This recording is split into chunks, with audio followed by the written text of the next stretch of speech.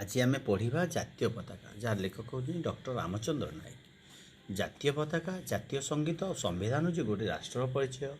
ପ୍ରତ୍ୟେକ ସ୍ୱାଧୀନ ଦେଶରେ ନିଜର ସମ୍ବିଧାନ ଅଛି, ଜାତୀୟ ପତାକା ଅଛି, ଜାତୀୟ ସଙ୍ଗୀତ ରହିଛି। ଆମେ ଅନେକ ଦେଶର ଜାତୀୟ ପତାକା ଦେଖିଛୁ ଏବଂ ସେହି ଜାତୀୟ ପତାକାରୁ ସେହି ରାଷ୍ଟ୍ରର ମୌଳିକତା ଏବଂ ମହାନତାର ଚିହ୍ନ ଆମେ ଜାଣିପାରୁ। ଜାତୀୟ ପତାକା ଓ ଜାତୀୟ ସଙ୍ଗୀତରୁ ଆମେ ଗୋଟିଏ ରାଷ୍ଟ୍ର ବା ଦେଶକୁ ଜାଣିପାରୁ। ଜାତୀୟ ପତାକା ଏକ ଦେଶର ଆଦର୍ଶ, ବିଚାର ଓ ସଂସ୍କୃତିକୁ ଏକତାର ପରିଚୟ ଦେଇଥାଏ।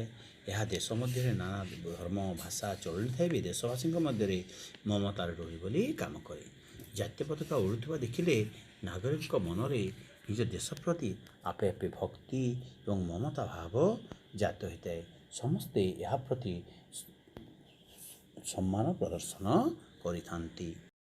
ଆମ ଦେଶ ଯେତେବେଳେ ଇଂରେଜମାନଙ୍କ ଅଧୀନରେ ଥିଲା, 1947 ମସିହା ଅଗଷ୍ଟ 15 ଇଂରେଜମାନଙ୍କ ଅଧୀନରେ ଥିଲା, ସେତେବେଳେ ଆମ ଦେଶର ସ୍ୱାଧୀନତା ପାଇଁ ଉଦ୍ୟମ କରୁଥିବା ସ୍ୱାଧୀନତା ସଂଗ୍ରାମୀମାନେ ପ୍ରତ୍ୟେକ ଗୋଟିଏ ପତାକା ତଳେ ଠିଆ ହୋଇ ଜନ୍ମକୁ ସ୍ୱାଧୀନ କରିବା ପାଇଁ ଶପଥ ନେଇଥିଲେ। ସେମାନଙ୍କୁ ଆମର ସ୍ୱାଧୀନତା ସଂଗ୍ରାମର ଗୋଟିଏ ପ୍ରତୀକ ଭାବରେ ଗୋଟିଏ ପତାକା ନେବାକୁ ସେମାନେ ଚାହିଁଥିଲେ। ସେତେବେଳେ ଏହି ପତାକା 3 ରଙ୍ଗ ବିଶିଷ୍ଟ ଥିଲା।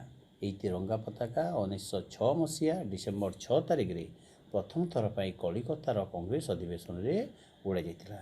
ଏହି ପତାକାର ରଙ୍ଗ ଥିଲା ଲାଲ, ହଳଦିଆ ଆଉ ସବୁଜ। ଏହି 3ଟି ରଙ୍ଗ ଲାଲ, ହଳଦିଆ ଆଉ ସବୁଜ ଥିଲା। ଏହା ହିଁ ଥିଲା ଆମ ଦେଶର ପ୍ରଥମ ପତାକା, ଯାହା ତଳେ ଠିଆ ହୋଇ ଦେଶର ସ୍ୱାଧୀନତା ସଂଗ୍ରାମୀମାନେ ଆନ୍ଦୋଳନ ଆରମ୍ଭ କରିଥିଲେ ଏବଂ ସ୍ୱାଧୀନତା ସଂଗ୍ରାମକୁ ସେମାନେ ଜାରି ରଖିଥିଲେ।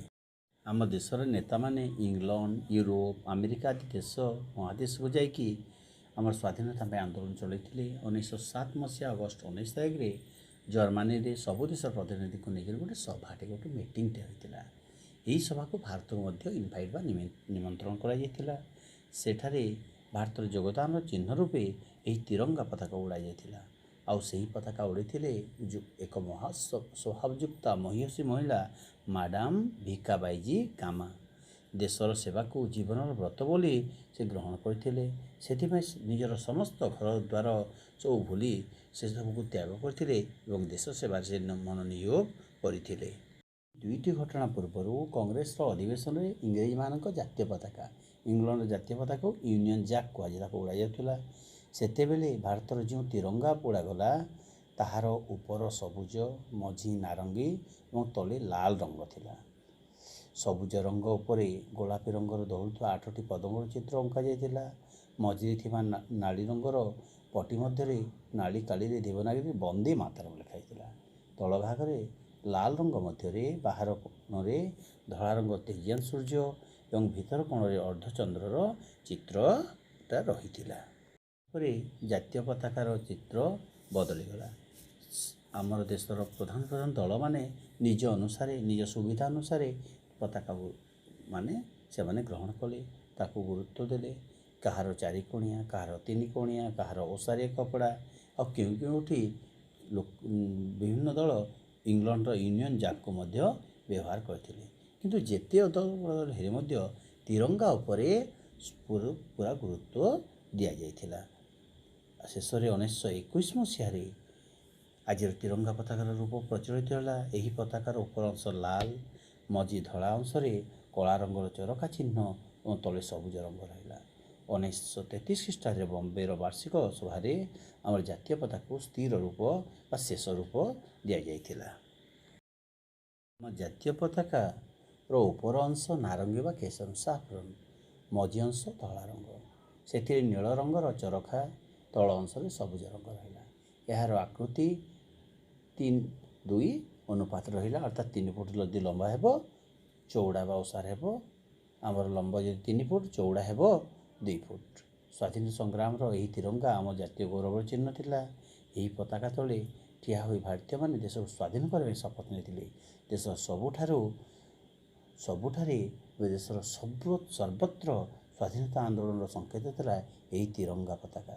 ତିରଙ୍ଗା ପତାକାକୁ ଯେତେବେଳେ ଆମର ଶେଷ ରୂପ ଦିଆଗଲା, ଯେତେବେଳେ ଇଂରେଜମାନେ ଆମ ଦେଶକୁ ଛାଡ଼ି ଚାଲିଗଲେ, ସ୍ୱାଧୀନତା ଆମେ ପାଇଲୁ, ସେତେବେଳେ ଆମ ଦେଶର ସ୍ୱାଧୀନତା ଦେବା ପାଇଁ ଘୋଷଣା କଲେ, ସେତେବେଳେ ଆମର ରାଷ୍ଟ୍ରୀୟ ନେତାମାନେ ଏହି ପତାକାର ଚରଖା ଚିହ୍ନଟିକୁ ବଦଳାଇ ଦେଇ ସେହି ସ୍ଥାନରେ ନୀଳ ରଙ୍ଗରେ 24ଟି ଅର ଥିବା ଅଶୋକ ଚକ୍ର କହିଲେ।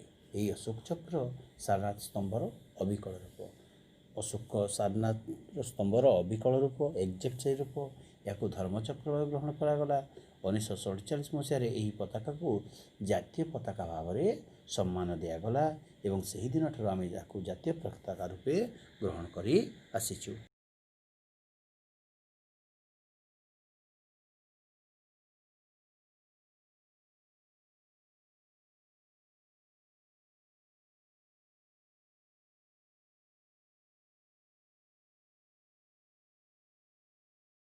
ଆମ ଜାତୀୟ ପତାକାର ଉପର ଯେଉଁ କେଶରୀ ରଙ୍ଗ ତାହା ହେଉଛି ସୂର୍ଯ୍ୟ ବା ବଳର ପ୍ରତୀକ।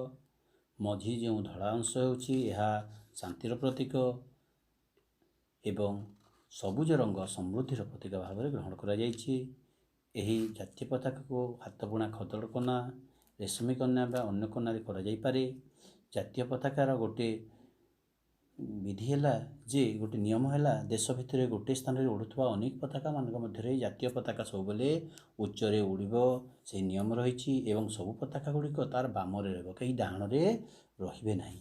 ଜାତୀୟ ପତାକା ଗୌରବ ଅତି ଗୁରୁତ୍ୱପୂର୍ଣ୍ଣ, ତେଣୁ ଏହିସବୁ ନିୟମ ଏଠାରେ ଲାଗୁ କରାଯାଏ। ଜାତୀୟ ପତାକା କୌଣସି ଜାଗାରେ ତଳେ ପକାଯାଇ ପାରିବ ନାହିଁ କିମ୍ବା ଭୂଇଁ ସହ ସମାନ୍ତରରେ ରଖାଯାଇପାରିବ ନାହିଁ, ସେପରି କରାଯାଇପାରିବ ନାହିଁ। ତାକୁ କଲେ ଆମକୁ ଦୋଷାରୋପ ହୋଇପାରିବ ଏବଂ ଶୋଭାଯାତ୍ରାରେ ଗଲାବେଳେ ଜାତୀୟ ପତାକାକୁ ଡାହାଣ କାନ୍ଧରେ ରଖାଯିବା ଉଚିତ ଏବଂ ଏହା ଉପରେ କୌଣସି ବିଜ୍ଞାପନ କିମ୍ବା କୌଣସି ସାଜସଜ୍ଜା କରାଯାଇପାରିବ ନାହିଁ, କୌଣସି ଅକ୍ଷର ଲେଖାଯାଇପାରିବ ନାହିଁ।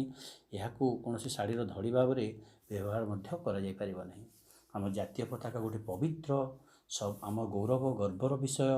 ଏହାକୁ କେବଳ ଆମର ସ୍ୱାଧୀନତା ଦିବସ, ସାଧାରଣତନ୍ତ୍ର ଦିବସ, ଗାନ୍ଧୀ ଜୟନ୍ତୀ ବୋଲି ରାଷ୍ଟ୍ରୀୟ ଉତ୍ସବ ଦିନ ଗୁଡ଼ିକରେ ଆମେ ଉଡ଼ାଇ ପାରିବା। ନାଗରିକମାନେ ନିଜ ବାସଭବନରେ ଉଡ଼ାଇ ପାରିବେ ଏବଂ ନିଜର ଦେଶ ପ୍ରତି ଯେଉଁ ଅଛି ଶ୍ରଦ୍ଧା ଭକ୍ତିକୁ ସେମାନେ ପ୍ରକାଶ କରିପାରିବେ। ଜାତୀୟ ପତାକା ଆମର ଗୌରବ, ଆମର ଦେଶର ଗାଥାର ପରିଚୟ ଦେଇଥାଏ। ଏଣୁ ଜାତୀୟ ପତାକା ଆମର ଟେକ ରଖିଥାଏ। ତେଣୁ ଜାତୀୟ ପତାକା ପ୍ରତି ଆମେ ସବୁବେଳେ ସମ୍ମାନ ଦେବା ଉଚିତ। ପିଲାମାନେ ଆଜି ପାଇଁ ଏତିକି, ଆଶା କରେ ପାଠଟିକୁ ତୁମେ ବୁଝିଥିବ। ରହୁଛି।